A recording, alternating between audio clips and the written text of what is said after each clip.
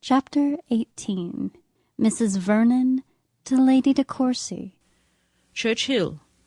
My dear Mother, I am very glad to find that my description of Frederica Vernon has interested you, for I believe her truly deserving of your regard, and when I have communicated a notice which has recently struck me, your kind impressions in her favour will, I am sure, be heightened.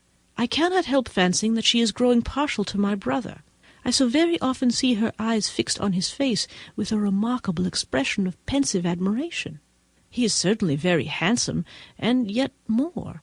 There is an openness in his manner that must be highly prepossessing, and I am sure she feels it so. Thoughtful and pensive in general, her countenance always brightens into a smile when Reginald says anything amusing, and let the subject be ever so serious that he may be conversing on, I am much mistaken if a syllable of his uttering escapes her.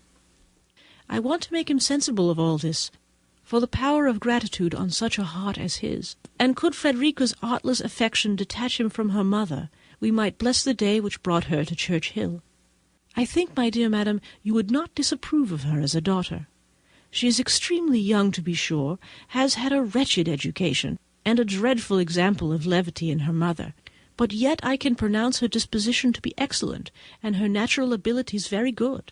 Though totally without accomplishments, she is by no means so ignorant as one might expect to find her, being fond of books and spending the chief of her time in reading. Her mother leaves her more to herself now than she did, and I have her with me as much as possible, and have taken great pains to overcome her timidity.